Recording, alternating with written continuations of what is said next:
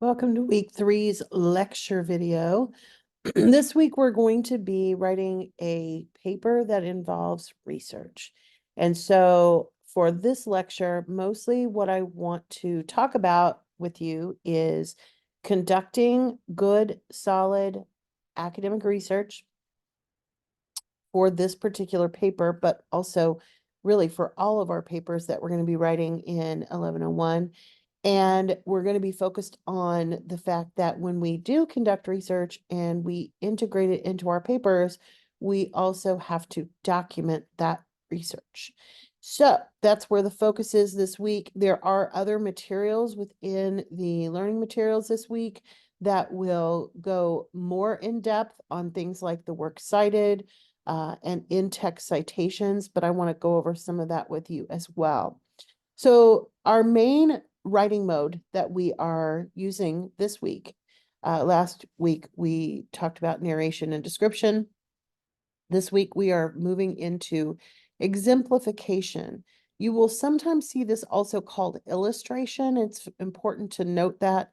One of the chapters that I'm having you guys read in our online textbooks is called illustration and examples. And so be aware that those are interchangeable when we are talking about writing modes. So exemplification or illustration is really just the process of using examples to detail, to develop thoughts about a particular idea or concept. So in an example paper, our thesis is going to state a concept. It's going to be the main idea of the paper. And the body is going to be made up of examples that illustrate or analyze or showcase or develop whatever, however you want to put it, that prove that idea or concept to be true. And so in the assignment sheet this week, I have several actual thesis statements that you can use for your paper. You can choose something else, but it does need to adhere to that idea that we're going to start with an idea and we're going to use examples to prove it. The other thing I want you to keep in mind about exemplification is that examples are the specific part. So good writing is 25% idea, 75% detail. The thesis is the idea, and the examples are the details that are going to prove it.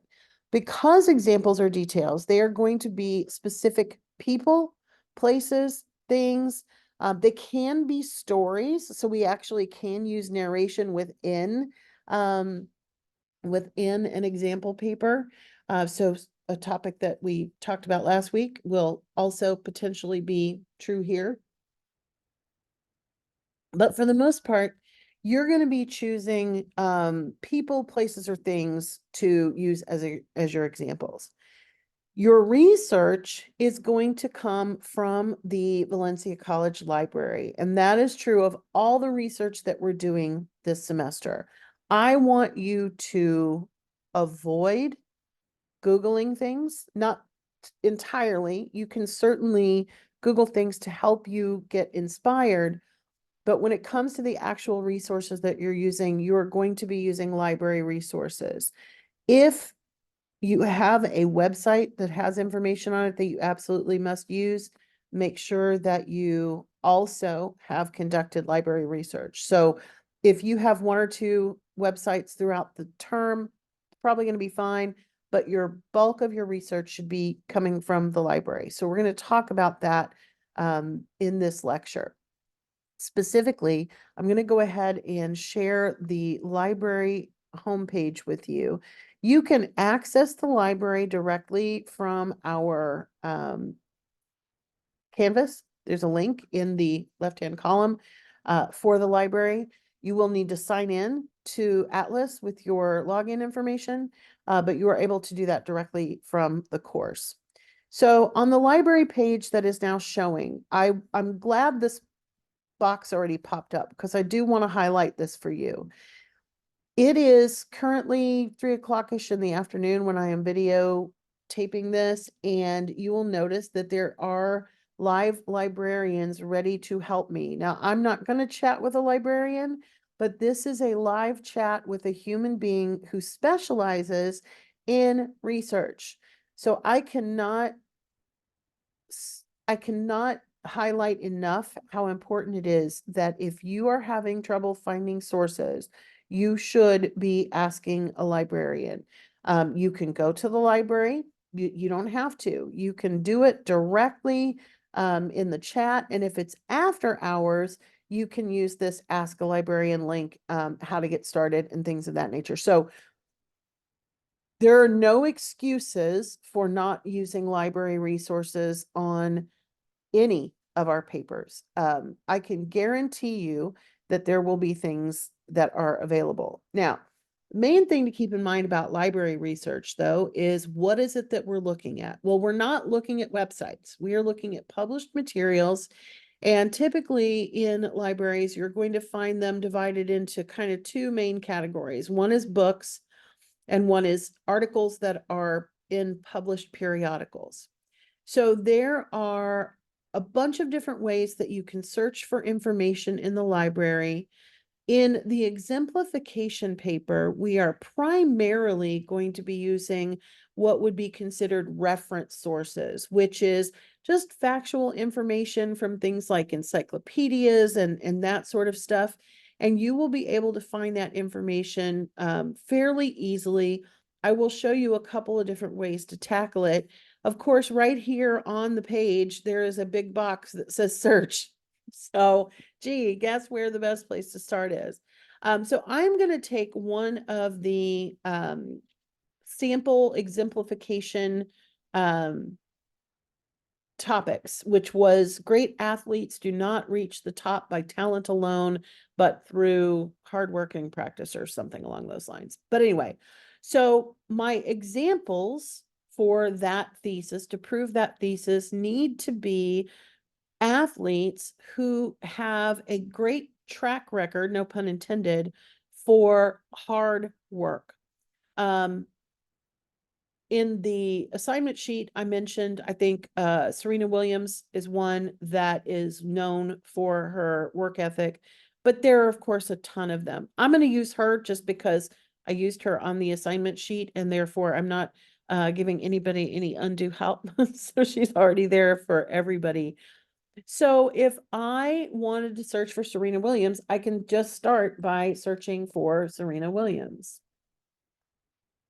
Now, when I search here, I'm searching everything, but I can search specifically in the library catalog, which would give me books, and I can search for the statewide catalog. There's a lot of different categories here. I can also come over here and do an advanced search if I wanted to. When I'm thinking about using Serena Williams as an example for this particular paper, I obviously am probably going to need to look at her biographical information. I want to know all about her work ethic. So there's a lot of possibilities to start there. But I just want to search for Serena Williams by herself first. I'm just going to show you kind of how many things pop up when you do that. So we have 2,380 hits in the library information. And we have a book that is a print book. This one is available at the West Campus. You will find different kinds of sources. You will find articles and you will find books. When you do a general search on here, but this is the kind that I want you to pay special attention to. Notice here we have something that specifies that it's a reference entry. Reference entries are kind of what you're looking for here, because we're not necessarily looking for opinion pieces about her or whether or not she's better than Roger Federer, as this article talks about. So something that covers her life is probably going to be the most helpful. When you look over here under refining your results, there's a ton of different ways that you can narrow down what you're looking for. If you are doing your research at home and you're not going to want to go to any of the physical libraries at Valencia, you can click the available online button. You can look at the creation date. I don't know why we would have anything from 1921 that mentions Serena Williams, but I typically like to go back no more than, say, 5 or 6 years. I'm going to put 2018. Now you don't have to do that. You can keep it a longer time. That's absolutely fine. But you can also do that in the advanced search. Notice how it has start and end dates. So if I do that and I've got available online, I'm going to apply my filters. And I've brought myself from 2,800 or 2,300, whichever one it was, down to 729 results. So I've got information in a book. I've got several books here. I've still got my reference entry. I've got some articles. Some of them are peer reviewed. Some of them are not. I do not require you to use peer reviewed articles. Some of your instructors will. So that is an important thing to notice. If you do have to use only peer reviewed, you can check that box there. You can also make sure that it's in English, although most of them are, so that's not usually going to be a problem. But this is how you can also sort of narrow it down. Under resource type, you can specify that you only want to look at magazine articles or you only want to look at reference entries. I'm going to do that because, again, I want you to focus on those for this particular paper. So we have 3 different reference entries.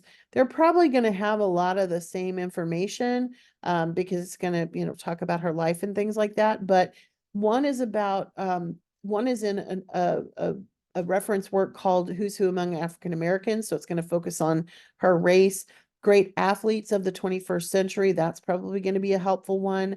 And then this is the one about comparing pay information, which is kind of outside the scope of what we would do. So I'm just going to open one of these and show you then what you will be doing.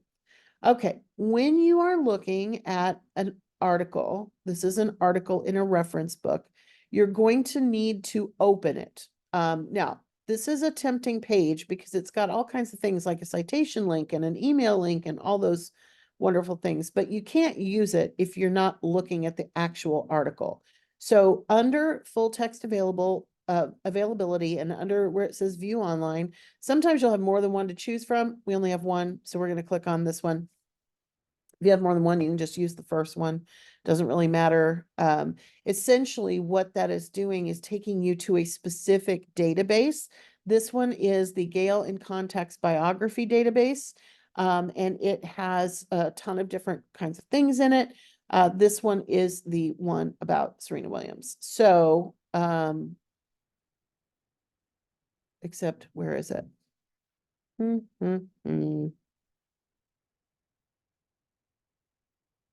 No, it's not giving it to me. Okay, well,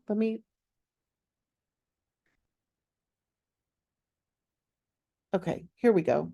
Now we're getting information. All right, so we have Serena Williams. We can read more about her. This is going to give a background about her. This is a pretty good list right here of things that you might want to include. And down at the very bottom in a Gale database, you will have a magic section with the source citation. You can also click on this cite button up here and it will give you the source information. We are using MLA. If you were using APA, you could click on this. If you were asked to use Chicago, etc., but we're using MLA. So we're going to highlight this whole thing and we're going to copy it. You can also click select. Now that I've done that, I can go to my Word document and I can copy and paste this onto my works cited page. This is a main benefit of using library sources is that it has the citations provided for you. Now, if for some reason you were having a hard time finding information using the main search, we can use, oh, I closed it out. I did not mean to do that. We can use specific databases. Databases are going to catalog articles. There are books that contain databases that contain books as well, but sometimes finding a book is a little bit overwhelming. I think there was a good biography available of Serena Williams, though, in the books. So I'm going to go back to the main search. Like I said, this one we can't use online because it's a physical book. But if I click on available online, oh, one thing I didn't mention, videos. You will also find videos in the library, and those are acceptable sources as well. So there's a lot of things that you can utilize here. I want to specifically look at books to show you how to navigate an ebook. This one is an ebook, Great Athletes, available online. So I'm going to click on this one. And again, notice this time we do have 3 different places to find it. So I'm going to use the first one. And we now have access to the book. Search within this publication. We are going to click on that. We want to put in Serena Williams.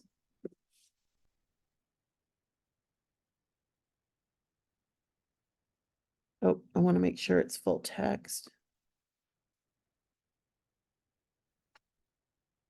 I don't know why it's listing it when it's not really available. Well, let's do this. Let's put in just Serena Williams. There we go.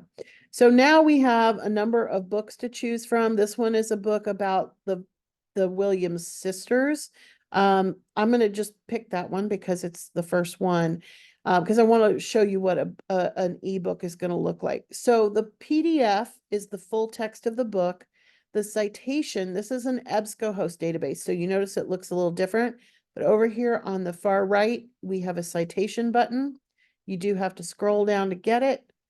But there is the MLA citation. So same thing. I'm going to copy this and paste it into my document. And then I'm going to be able to read from the book oops, I didn't mean to do that. By using the PDF full text. Essentially, what the PDF means is that somebody has scanned the book. The nice thing about ebooks is that it will take you to specific things. Like this one is taking us directly to the part about Venus Williams. So, except I don't want Venus Williams. I want Serena Williams. So I might have to do a search. Full text contents. Let's see. We have the ability to search it.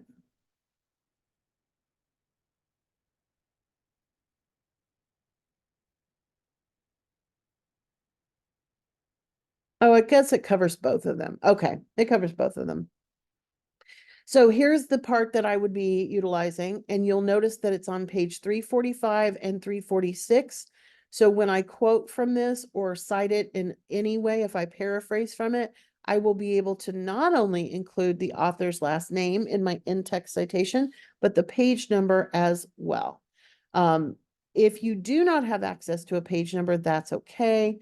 For more information on that, see the video. The other things that I wanted to mention, let me stop sharing this. The other things I wanted to mention is when you are utilizing a resource, you are going to be citing it whether you quote it or whether you paraphrase it. So one of the keys to learning how to weave that source material into your writing, it just takes practice. But there's a couple things I want to talk about. One is using some sort of signal phrase. When I am quoting somebody or I am paraphrasing somebody, I will often give you the author's name anyway, or the name of the book, or the name of the magazine, or the name of the website, whatever the case may be. When you use it for the first time, you often want to give a really full introduction, especially if you're using good resources. In the book, blah, blah, blah, blah, blah, by such and such, here's my information, and then you have the page number for the citation. I call that introducing your sources. Once you have established that source, you can then go to what I call mentioning the sources. So for example, if you have an author for a book, and most books will have authors, you typically want to use their first and last name when you first utilize them. But after that, you can switch to just using their last name. So that would be a mention of a source, or using just the article title, or using just the website title, whatever the case may be. This is part of how we make sure, in addition to the actual in-text citations and the works cited page, this is how we make sure that we're not accidentally plagiarizing. Utilizing those signal phrases does not weaken your writing. It actually strengthens your writing, unless you're using poor resources. I wouldn't want to use a signal phrase that says according to Wikipedia, because people are going to be like, why are you using Wikipedia in a formal research paper? I'm not. So practice it. Do your best with it on this first paper. We're going to continue to work on these skills. Watch the videos that are in the learning materials this week. Reach out for help if you need help. In addition to the librarians for finding resources, remember that every campus has a learning center and writing tutors as well. So in addition to asking me questions, which of course you're always welcome to do, remember that you have other resources that you can go to for extra help if needed. So you're going to create a Word document just like we did last week. You're going to have the first page information, and this time after the paper is done, at the very end, you're going to have the works cited, but do the works cited before you do anything else. As you find a resource that you think you're going to use, put it on your works cited. Put it on your works cited.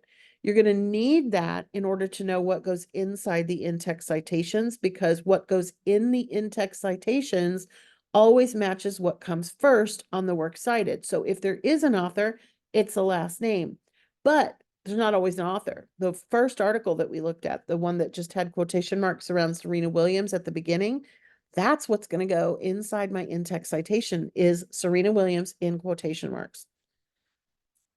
Who knew? Well, I did, which is why I'm letting you know. But you need that before you know what to put in the in-text citation. So if you do the works cited first, you will save yourself a lot of time and trouble in the long run. Also, don't skip over the in-text citation as you are writing the first draft of your paper.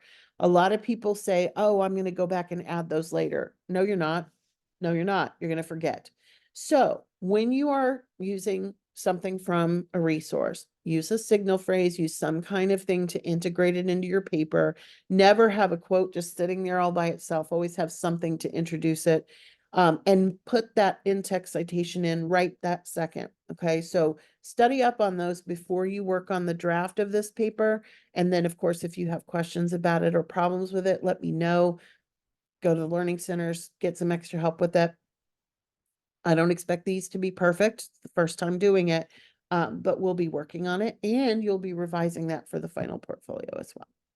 So good luck this week. Enjoy, and I will talk to you later. Have a great one.